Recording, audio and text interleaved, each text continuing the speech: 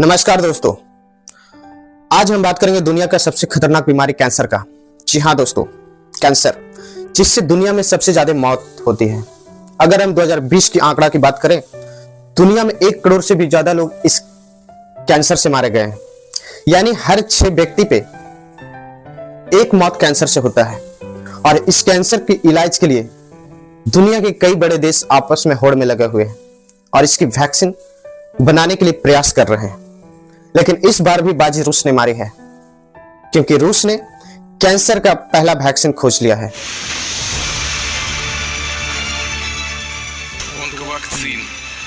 Even as Russia battles Ukraine and global sanctions, a groundbreaking cancer vaccine has emerged from the country. जी हाँ दोस्तों, आज हम इसके बारे में बात करेंगे।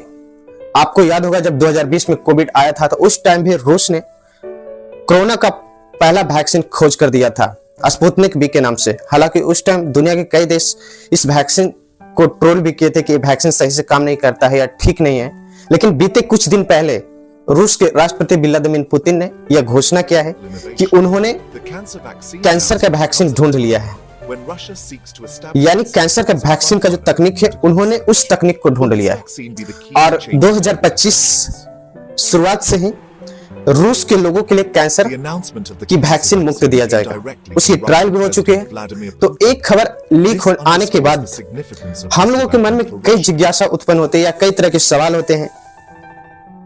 हम जानना चाहते हैं कि एक कैंसर वैक्सीन आने के बाद क्या किसी को कैंसर नहीं होगा या फिर कैंसर से मौतें नहीं होगी।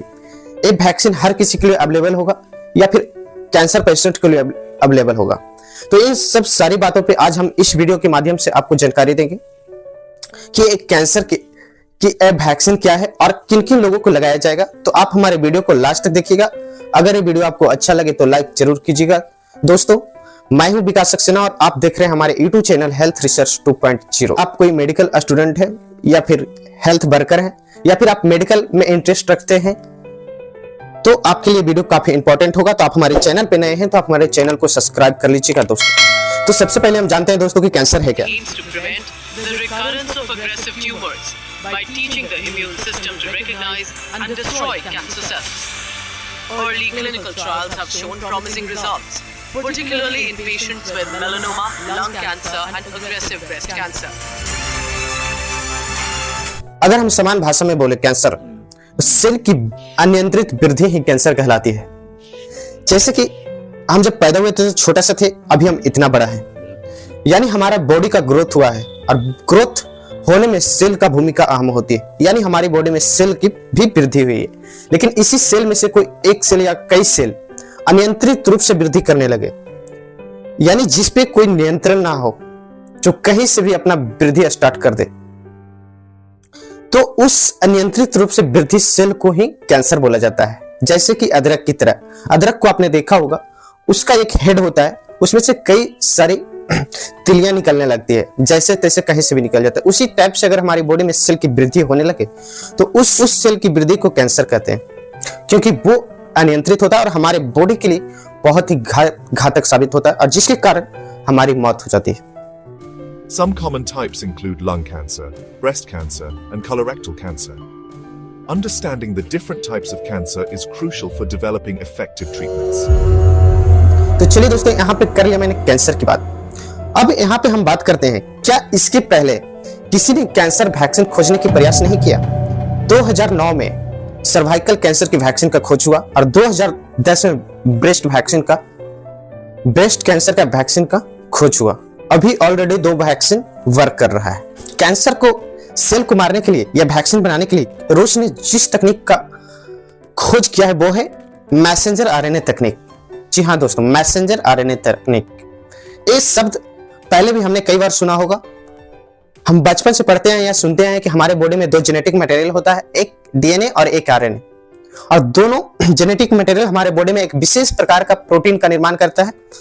और अगर बाहर से कोई फॉरेन बॉडी हमारे बॉडी पे अटैक करे या हमारी बॉडी में एंट्री करे तो उसका विरोध करता है, उसके लिए एंटीजन तैयार करता है उसके लड़ने के लिए। और आजकल के जितने भी वैक्सीन है, चाहे हेपेटाइटिस बी का हो, कोरोना का हो, वो सारे वैक्सीन इसी नियम के तहत काम करती है। रूस ने कैंसर को सेल को मारने के लिए जिस तकनीक का वो अपनाया है वह है मैसेंजर आरएनए तकनीक। Be effective in preventing cancer deaths? This is one of the most pressing questions. Early trials and studies have shown promising results, but long-term efficacy is still under scrutiny. The hope is that with continued research, we can see a significant reduction in cancer mortality rate. Messenger RNA तकनीक, जी हाँ दोस्तों, messenger RNA तकनीक, ये शब्द पहले भी हमने कई बार सुना होगा।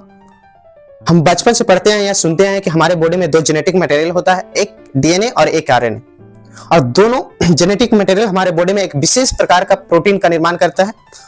और अगर बाहर से कोई फॉरेन बॉडी हमारे बॉडी पे अटैक करे या हमारी बॉडी में एंट्री करे तो उसका विरोध करता है, उसके लिए एंटीजन तैयार करता है उसके लड़ने के लिए। और आजकल के जितने भी वैक्सीन है, चाहे हेपेटाइटिस बी का हो, कोरोना का हो, वो सारे वैक्सीन इसी नियम के तहत काम करती है। रूस ने कैंसर को सेल को मारने के लिए जिस तकनीक का वो अपनाया है वह है मैसेंजर आरएनए तकनीक। अब हम समझते हैं दोस्तों कि मैसेंजर आरएनए तकनीक काम कैसे करता है।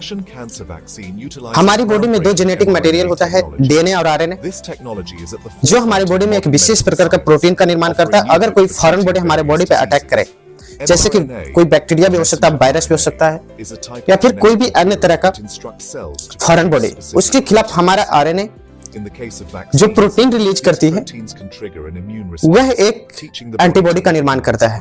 और यह एंटीबॉडी बाहर से आए हुए फॉरेन बॉडी को उस पर अटैक करता है, रोकने की कोशिश करता है।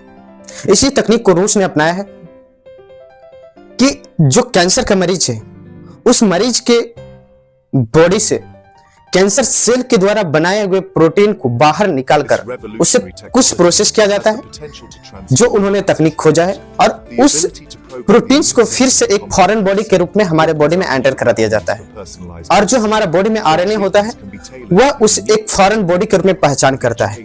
और यही चीज तो रशिया चाहता था कि अगर उस कैंसर सेल से बनाया हुआ जो प्रोटीन है उसको हमारा जो आरएनए या एंटीबॉडी वह पहचानना स्टार्ट कर दे कि यह हमारा दुश्मन है, तो उसका काम हो गया, यानी फिर उसके खिलाफ वो लड़ सकता है। यही तकनीक रशिया ने अपनाया है और वह कैंसर से पीड़ित हुए मरीजों को जो कैंसर सेल प्रोटीन का निर्माण करता है उस प्रोटीन को निकालकर कुछ प्रोसेस के बाद फिर से एंटर करा दिया जाता है, और फिर हमारी बॉडी के अंदर आरएनए जो होता है वह एंटीबॉडी का निर्माण करता है और उसके खिलाफ लड़ना स्टार्ट करता है। तो यह तकनीक अपनाया है रूस ने कैंसर के इलाज के लिए या कैंसर को वैक्सीन तैयार करने के लिए। इससे एक चीज तो स्पष्ट हो जाता है कि जो यह वैक्सीन है यह आम लोगों के लिए नहीं है, ये सिर्फ कैंसर के मरीजों के लिए ही है जो कैंसर से पीड़ित हो चुके, क्योंकि यह वैक्सीन उसके मरीज के बॉडी से निकाला हुआ कैंसर सेल से ही तैयार किया जाता है। तो इस वैक्सीन को इंपोर्ट और एक्सपोर्ट नहीं किया जा सकता है, इसका तकनीक को इंपोर्ट और एक्सपोर्ट किया जा सकता है। तो इससे यह स्पष्ट हो गया दोस्तों कि यह वैक्सीन कोई नॉर्मल के लिए नहीं है, नॉर्मल इंसान के लिए नहीं। ऐसा नहीं है कि जैसे हम वैक्सीन लगवा लिए तो हमको कैंसर नहीं होगा, ऐसा बिल्कुल नहीं है दोस्तों। यहाँ पे ध्यान दीजिएगा, यह वैक्सीन है कि जिस मरीज को कैंसर हो चुका है उस मरीज के शरीर से ही जो कैंसर का सेल प्रोटीन निर्माण करा उस प्रोटीन को निकालकर वैक्सीन बनाए और फिर उसी के बॉडी में एक फॉरेन बॉडी के रूप में एंट्री करा दे, और फिर उस बॉडी में मौजूद आरएनए उसके खिलाफ एक एंटीबॉडी का निर्माण करेगा जिससे कि उसके सेल के वृद्धि को रोक देगा। तो ये तकनीक थी रूस का। अब हम जानते हैं दोस्तों कि क्या भारत में वैक्सीन उपलब्ध हो सकता है। भारत में भी बहुत सारे कैंसर के मरीज हैं और आगे आने वाले कुछ सालों में भारत इस तकनीक को रूस से जरूर लेगा, क्योंकि रूस भारत का सबसे अच्छा दोस्त भी माना जाता है। तो इस तकनीक का एक्सपोर्ट जरूर किया जा सकता है। अब हम जान लेते हैं दोस्तों कि इस वैक्सीन को बनाने में खर्चा कितना आता है। अगर हम रूस के रूबेल करेंसी के हिसाब से देखें तो 3 लाख रूबेल करेंसी आता है एक वैक्सीन को निर्माण करने के लिए, और भारत के रुपयों के हिसाब से देखें तो लगभग 2.5 लाख रुपया एक वैक्सीन तैयार करने में खर्च आता है। तो एक थोड़ा कॉस्टली जरूर है, लेकिन इस इलाज बीमारी के लिए ये सटीक इलाज है। तो चलिए दोस्तों, आज के इस वीडियो में इतना ही। फिर मिलते हैं हम अगले वीडियो में किसी नेक्स्ट टॉपिक के साथ।